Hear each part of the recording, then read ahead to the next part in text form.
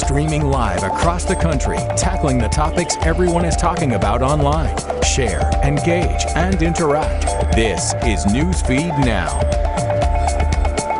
Good Thursday, July the 2nd. I am Aaron Nolan. This is Newsfeed Now. A lot to talk about today. A lot of that centers on something that we focused most of our show on for more than a month. It's the coronavirus. A lot of things trending right now in relations to COVID-19. The number of cases down in Florida has skyrocketed. 10,000 new cases reported today. Then you move over to Alabama and listen to this. Authorities are saying college students are hosting coronavirus parties where they encourage someone who has COVID to come to the party. Then they place bets on who gets the virus first. And I will say, this is not cited. This is not a political comment. But that, folks, that's not smart. Another big item of interest today. A new jobs report came out. The country has added 4.8 million jobs in June. That's great news. But let's get back to the numbers. For the first time, the U.S. has reported more than 50,000 new cases of COVID in a single day. New cases increased in at least 37 states over the past week. Doctors are warning about a perfect storm this holiday weekend, with people gathering to celebrate Independence Day, the 4th of July. A lot of folks are looking at sports. When will sports come back? Arkansas's governor, Asa Hutchinson, is trending on social media for something he said yesterday toward fans who are hoping to have sports later this year. Listen to Governor Hutchinson. And the simple answer is that there is a connection between this mask and this football. If we want football, high school sports this year, and beyond that in college, we need to concentrate on this mask now. There's a connection between the two. Very interesting things. Let's go live now to Little Rock, the capital of Arkansas. Governor Asa Hutchinson joins us. Governor Hutchinson, thanks for joining us today. I want to go back to your comments yesterday. A lot of people are urging, desiring, wanting to start this process of sports. And what you said right now, look, wear a mask now for maybe the fall season when we can have some football. Yeah, I had a football in my hand and a mask in the other, and I said these are connected. And if you want to have football, you've got to be able to wear a mask now. And that's about as simple terms as you can put it, because it's really up to each of us individually as to our responsibility and what we're going to be able to do to stop the spread of the virus. If we take on that responsibility, we'll be able to have sports, and no one wants to have it more than me. Not just football, but basketball is so important to so many kids that are out there, as well as the other sports. So I hope we can do that. Mask has become a very politicized item in the United States. Why do you think that is? And is this simply comes down to, if we want to get out of COVID quicker, we just need to put something on our face? You know, first of all, I think we've made real progress, and our strategy has been education. Let's educate the public about the importance of it, and that's paying great dividends because you see a higher percent of people wearing masks, doing the protection, and then the employers have helped a great deal. And so I think the political side has diminished. With the fact that our national leadership is recognizing that, the vice president has demonstrated that and worn a mask as well. I have consistently, and so I think we're getting over that divide because people understand what it means to them. And the reason it's been so difficult is that we're freedom-loving people, and we don't like to be told what to do, and it's uncomfortable and it's not natural, and so it's hard. But as you go through this whole COVID-19 pandemic, people have learned. And so they're responding to that education, and I think it's showing success. Governor, there have been a lot of cities, a few states that have called for statewide mandates from their governors to wear masks. This is something that you have said you don't believe is necessary. Walk me through your decision on this process. Well, I mean, first of all, a majority of the states have not done that mandate. And then the greater pressure is, well, the cities want to have their own authority to issue mandates in reference to masks. And what I'm concerned about is that we wind up having 50 different cities in Arkansas with 50 different types of requirements in different ways, and it's really a restriction on commerce then. And so we're trying to set the statewide pattern for it, and but at the same time have success in wearing a mask by the education, by urging people, by setting the right example. And so that is a strategy. My thought process is that you take seatbelts, for example, which it took us years and years to educate Americans that this is a life-saving thing that is important. And then that increased compliance where you could put the mandate in there. And so, every option is always on the table down the road, depending upon where we are in our state and our nation. But I have no doubt that our education effort and trusting people to make good decisions and good judgments with some enforcement capacity for restaurants and other regulated industry, that's the right direction, and I think it's proven dividends right now. Governor, before you go, I want to ask you on a personal level what this has been like, because I go back to March 13th. I was in Denver doing preparations for a trip to Tokyo for the Olympic Games. Those games have since been postponed. I keep going through the process of teaching my children about wearing a mask, about COVID. So on a personal level, did you ever expect in your second term as governor that you would be dealing with a pandemic of this proportion? How has this been for you personally? Well, it's been tough. It's been tough on everybody, most significantly our healthcare providers. But from my standpoint, I'm okay leading through a crisis. I've had to do that in a post 9/11 environment. But the challenge is, just like you, I was looking forward to this year to doing a lot of economic development effort works. We had companies coming from overseas that were located in Arkansas. And March 11, it all changed. And so it's the concentration of my efforts on one emergency, which is the pandemic, that is challenging for me, because I like the broad area of governance and growing our economy. We have managed this so well in terms of balancing, controlling the spread of the virus, but not mandating shelter in place, making sure that we had a good start to reopen our economy, which we've done. And so we're coming through it much stronger than many other states, but it's been a challenge for me as well as others. But I'm good. I'm going to outlast that virus, and we're going to keep going. All right. Governor Asa Hutchinson, he's the governor of my home state of Arkansas. Thank you, Governor Hutchinson. We appreciate you taking the time here on Newsfeed. Great to be with you. Thank you. Thank you.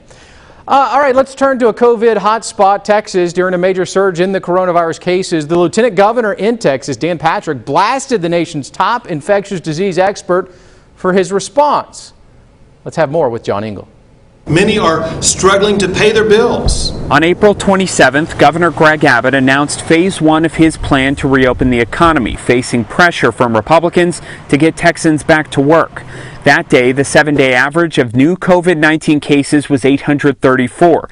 Today, it's 6,020. Dr. Anthony Fauci from the White House Coronavirus Task Force warned about the direction Texas is heading in, while Lieutenant Governor Dan Patrick told Fox News' Laura Ingraham, "We'll listen to a lot of science, we'll listen to a lot of doctors, and Governor Abbott, myself, and other state leaders will make the decision. No thank you, Dr. Fauci." That power at the top has state lawmakers pleading to be involved. These emergency powers that you are using, we granted them to you, but we never gave up our own power. Abbott changed his own order under pressure from conservatives when a Dallas salon owner was jailed for unlawfully opening her doors. He's resisted calls for a statewide mask mandate and grappled with local leaders over public health orders. He needs to either do this statewide mandate, or he needs to allow the local governments to do what they need to do to keep their communities safe. He has not allowed that either, so he needs to either lead or get out of the way. Abbott paused Texas's reopening, acknowledging the bars may have been reopened too soon, but he said shutting down the state again would be a last resort. John Engel, KXAN News. All right, let's bring in John now live from the capital of Texas in Austin. John, is there a power struggle happening in Texas between the governor and the lieutenant governor? No, I don't think there's a power struggle at all, really. All the power is being consolidated at the top. Now, the governor does have certain powers during a disaster declaration, but the state legislature in this sense is saying we want to be brought into the fold as well to help our communities who we were elected to serve.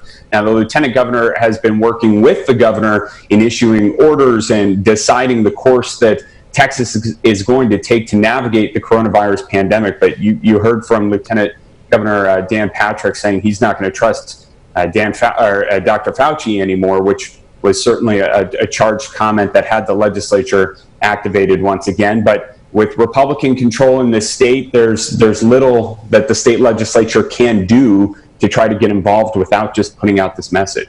How are folks feeling there in Texas, as it seems to me, and you can correct me if I'm wrong, I'm fine with that the lieutenant governor in Texas is getting a lot of pub lately and being really outspoken?